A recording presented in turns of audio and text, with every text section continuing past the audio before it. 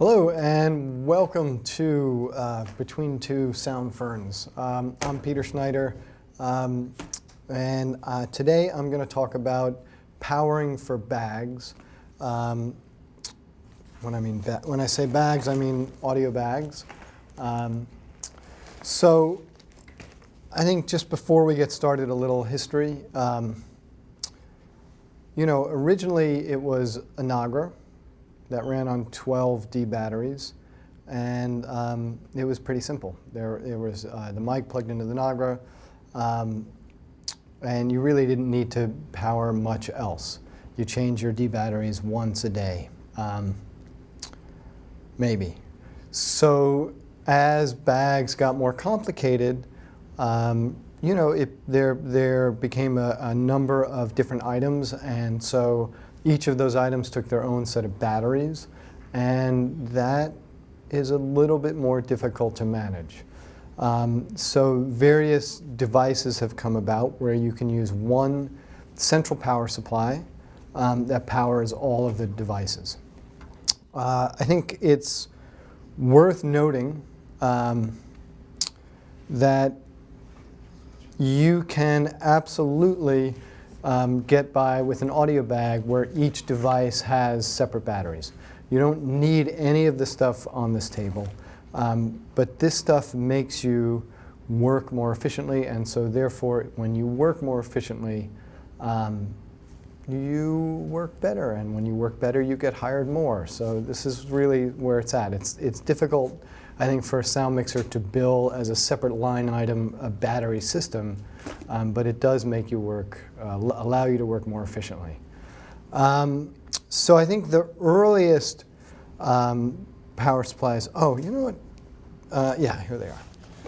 The earliest power supplies sort of centered around the NP1, and before this there was something called a BP90, which thankfully we don't have anymore. I had like an old lead acid battery that was like 5 amp hours that was meant for a flash, like a photographer's flash unit. Originally I used it to power one device.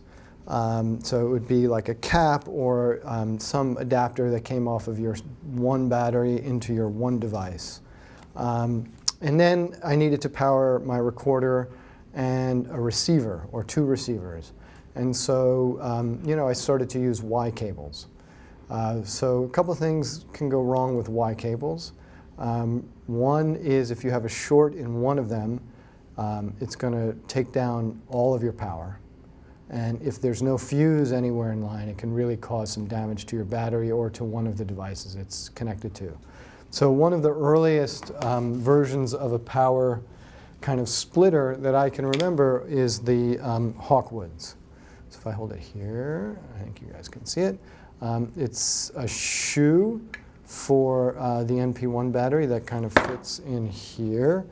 NP1 like so. And then this is a bit of a fancy version.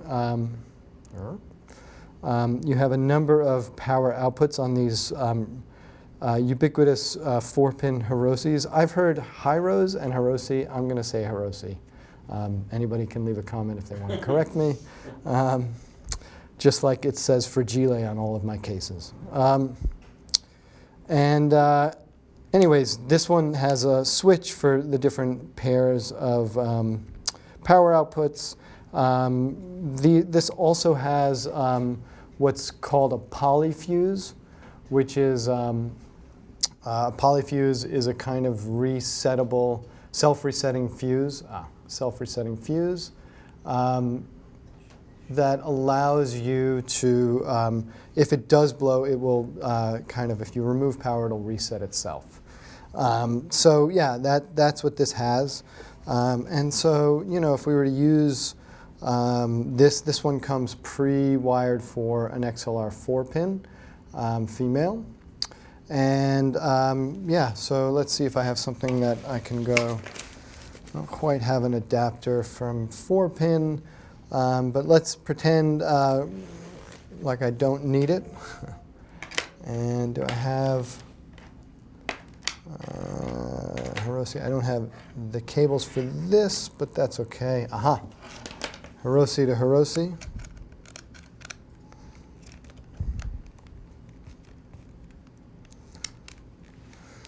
And can find my power. Where is the power on this guy? Here it is.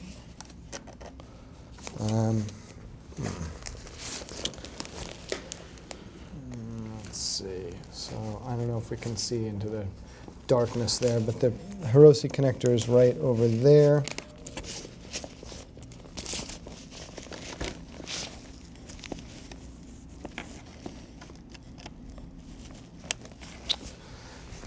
And we switch our audio recorder to on, and it'll just take the power from the NP1 battery. Wait for it to boot up. And it tells us that it's on external power.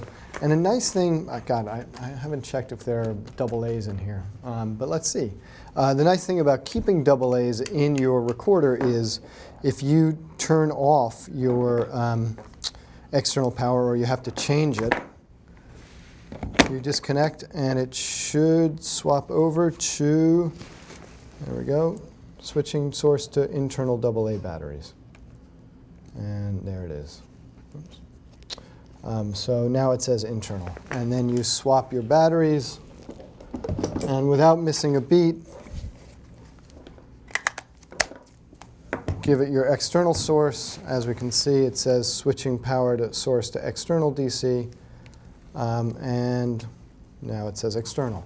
So that's super helpful. And basically, as you need to add stuff, so we have a 411, so you can use various cables.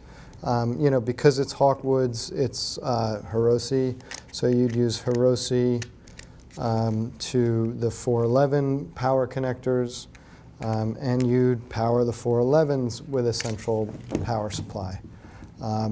And presumably you would tuck this away somewhere where it was convenient to change it. Yeah, so that's the idea.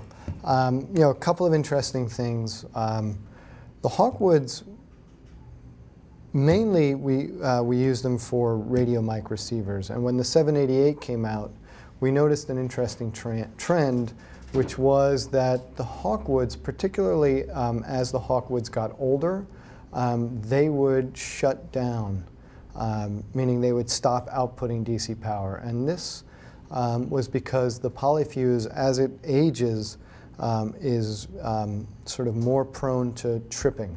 So the 788 current draw is large, pretty close to the rating of the polyfuse. And as the polyfuse got older, it would just start to trip, even if it wasn't necessarily exceeding the rating of that polyfuse. And so we quickly learned, like, you couldn't really power a 788 with a Hawkwoods. If you did, you'd power just the 788 with one Hawkwoods and everything else with another Hawkwoods. And there are other manufacturers that have other sort of solutions to that problem, but that's something to be aware of. So while we're on the subject, I think we do have to talk about some high school level physics stuff. This is all 12-volt gear, nominally 12-volt gear we're talking about.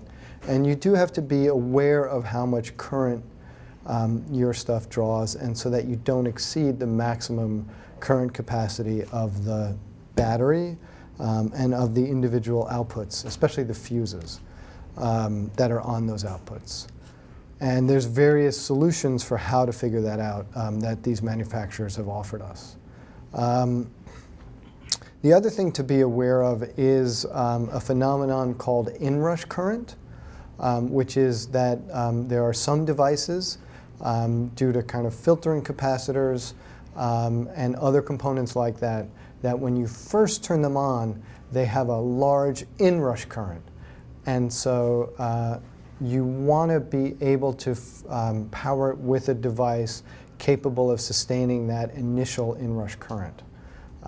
So, I know that there's some solutions specifically for Zaxcom receivers for that reason. So even though it might say a certain current rating on it, when you first power it on, the current that it draws might be much higher than that. So let's look at some of the other solutions. So Hawkwood's was the first that I remember. I like them, super simple, switches for some of the outputs. And as I switch that off, yes, you can see the 688 will tell me. And there we go. So I'll turn this off and we'll disconnect this. I'm just going to go my left to right. So the next in line is the battery bud. And the battery bud is a similar idea to the Hawkwood's, much smaller. And you can see it's got one input Hirose. And so in that case, what you would get is a cup that had a Hirose connection on it, so it'd just be an NP1 cup, or you could get a new battery system. We are showing today the Audioroot, but we also carry Inspired Energy solutions and remote audio solutions. And technically Aton's solutions as well. They're all based on this company, Inspired Energy, that make this form factor battery.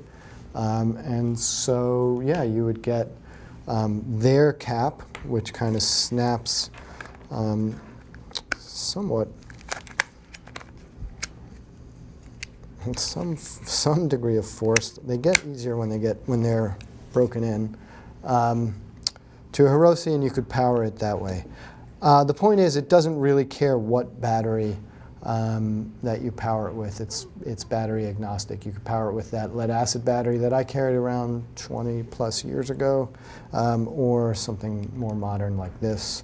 And super simple on-off switch, clip, so you can clip it to the side of your bag, and you'll see a rating, output 6 amp. It's interesting to note that 6 amps might be all the outputs combined, and that each individual output might have a fuse that was lower than 6 amps. So that's something to be aware of, and that'll be in the manual for the device. So they have updated this, and this is a feature that you will see a lot of, which is there's a version with a USB female port on it, so that you can charge. You'll see it's rated for 2 amps, so you can charge at a fast rate an iPhone or an Android device. And that's super handy as well. And moving along, we have solutions. This is PSC's solution, Professional Sound Corporations. They have 2 versions. Sorry, Jared, I'm driving you crazy. There we go. All right. Focus. It's hard to tell. OK. So yeah, you see one version here is a sort of normal-looking version. I think at some point manufacturers, and I would say in my memory it's remote audio, that sort of moved to this switchcraft power connector, that it's cheaper, I think, than a Hirose. It takes up less real estate. And that's sort of why yeah, I guess it's cheaper. They both lock. But anyways, so they moved on to this kind of power connector, and then a TA4F for the power input. So for example, yeah, here's an NP1 cup with a TA4 connection. It just snaps in like that, and then your outputs. And it's the same idea as the Hirose that I just showed you. So for example, this is a cable that outputs to two, let's say 411 receivers, a Y cable. So I'm not a huge fan of Y cables. You'd only do it if you were running out of real estate. Again, if there was a short in one, it's going to take down the other. So use it with caution, or use it only if you have to. Now they have enough outputs where you might not need to use a Y cable for your receivers. But anyways, this is the entry-level model. You have a switch here. And yeah, you have individual lighted outputs. Let's take a look and see what that looks like. So put my MP1 in there. I have my little lighted switch there. Is that reading? Yes. And outputs here. These outputs turn red, I think, when there's a shorted condition. I think while we're talking about DC distribution, we also have to talk about some more electronics, which is that when you start distributing power like this, you're sharing a ground. So all of these devices now suddenly have a shared ground. Oftentimes that's a desirable thing. Sometimes that leads to interaction between the devices. If you've ever put a bag together and you've heard a high-pitched whine, and it is not you complaining or somebody else on the crew complaining, it's often the DC to DC converter in the devices that are interacting with each other, and they interact because they share this common ground. So that ends up getting inducted into the audio circuits. So one thing that PSC offers to combat that is they offer filtration on each output. And in my personal opinion, I think that's a good thing. I think that it doesn't always solve that kind of interaction, but it often helps. It can help. So anyways, so that's something that sets the PSC products apart. Another thing they have that's different is this model is the, what do they call this? Yeah, the PowerStar Mini Triple Play. So this has, you see the two USB ports there. It has a lot more outputs. It has a display, which I'll get to in a second, but it also has the ability to take up to 3 different power sources, and it'll just draw from the highest voltage one first. So this is great for a smaller cart setup. It's great if you have a bag and you do a lot of interviews, so that you do sit-down interviews.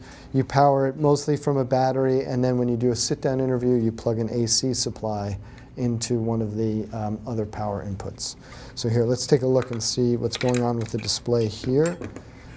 So we'll plug it into one of these, and yeah, you get a voltage reading. So super helpful to know, how much voltage you have. Oh, you have 3 USB ports. You know what the voltage is of your battery, which is great, or your power source. And one helpful thing that they do is they sort of label, how much the total current draw can be, which is 10 amps maximum, which is a lot. It's a pretty substantial amount of current. All right, so moving on to remote audio. And to my memory, remote audio was, they were, after Hawk Woods, they were the first one to come out with a pretty comprehensive power solution. And so this one is clearly from our rental department. This is the BDS version 4 with the USB. This is the version without USB. There's some interesting stuff going on here that they've refined over the years. Number one, you can decide whether these outputs switch on and off with the main power switch, right? You have a recorder that's your timecode master. You don't really ever want it to lose power, so you might say, okay, I never want this to be switched. The other thing they have, which I think is really interesting, is a meter, and it's not just a voltage meter, it's a current meter.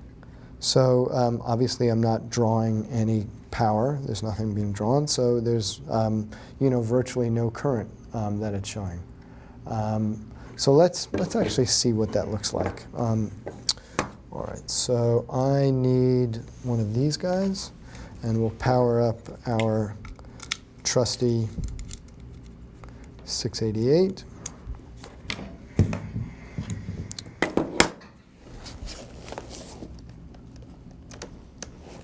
And we may even see what we were talking about with inrush current. Okay, so let's see if I can do this. Right, so there is our voltage. I'm going to switch to current. And then watch what happens when I turn this on, the recorder on. Yeah, did you see how it, well, it kind of ramped up to 0.62 amps. So that's just the recorder coming on. Turn it off, and the current goes away. It's very, very helpful to know what your current draw is, and kind of difficult to do if you don't have a system that's already thought of that. So I think it's helpful to know in terms of how much current your stuff is drawing, so therefore you can calculate what kind of batteries and what capacity batteries you need. Also, if something starts to draw too much current, that's a sign that something's wrong with that component, or somewhere in your bag something's wrong. So that's important to know too. All right, and then moving on, Sound Guy Solutions. Let me just put this stuff away.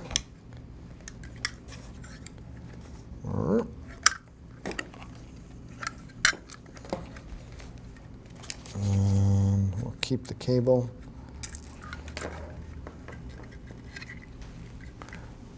So Sound Guy Solutions, they have two versions, as does Remote Audio, I should add. Remote Audio has a version with Hiroshi's, but they have a version with power outputs and with USB. They also have an accessory connector, although I don't know if they've released any accessories. We'll have to check with them for that connector. Works very similar. In their case, the DC in comes in on this locking coax connector, and the top one is fixed as being switchable, and I believe all the rest are not switchable. So that's a Sound Guy solution. They have a battery indicator based on the voltage of the battery, and they base it on you using a lithium NP1 battery. So they say green if the voltage is above 12.5 to 13, and red if it's below 13, 12 or 12.5. And then we come to Audioroot, and I think Audioroot have really thought this stuff out tremendously. First of all, they were the first, to my knowledge, to sort of commercialize for sound department use these inspired energy batteries. It's worth mentioning briefly that they customize the firmware of these batteries, and so in theory, if they wanted to, they could lock out other batteries that are inspired energy and not Audioroot, so that's just something to bear in mind. But in any case, they are really quite lovely to work with. So here is DC in there, let me move that, DC in there. We flip any one of these on. You can see it boot up here. It gives you all kinds of information on the display. And here's where the firmware part comes in. There's special communication that takes place between the battery and the microprocessor in here that can really tell you exactly the state of the battery, how many charges it's had, how much life is left in terms of charges in the battery. So it's much, much more sophisticated than the rest of the stuff on the table. And it gives you a much better indication of the health of your battery system. They also have stuff to deal specifically with that inrush current issue, and those are sort of brand agnostic. It'll work with their brand as well as other brands.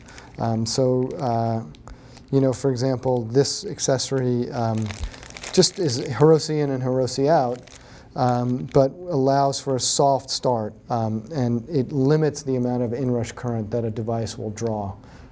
So therefore, some devices, and I think they specifically mentioned one of the Zaxcom receivers, which we'll put notes on later, draws a tremendous amount of current when you first turn it on that can really trip a fuse. This limits that current.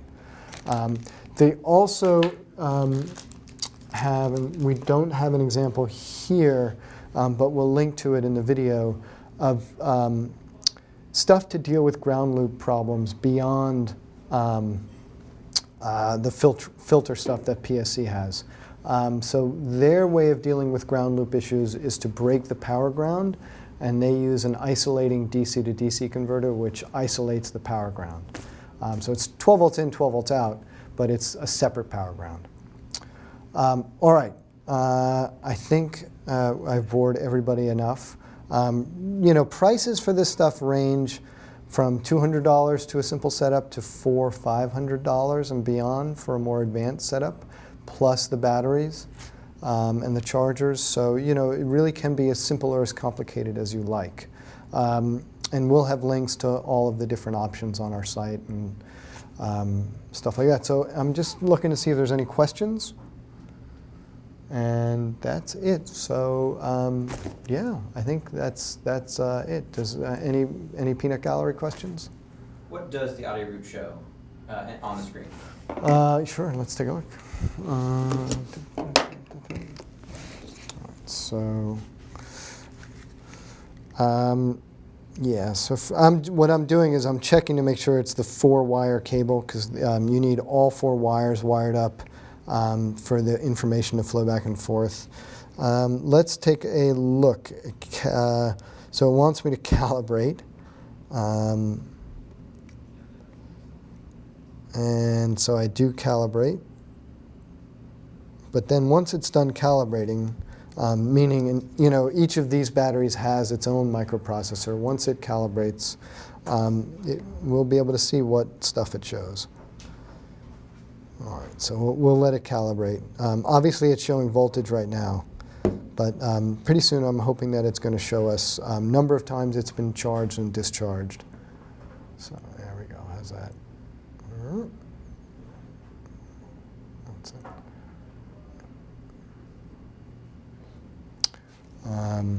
Yeah, calibrating may take a while, Joe. But it does show number of current, voltage, number of times it's been charged and discharged, stuff like that. And basically the health of the cells inside the battery. And again, that's only because there's a microprocessor in these batteries, and there's a microprocessor in this distributor, which allows it to interrogate what the battery's been doing. Well, all right. Oh, the other thing I think is worth mentioning too is that sometimes for people it comes down to form factor, like what physically fits in the bag. You know, this has no clip.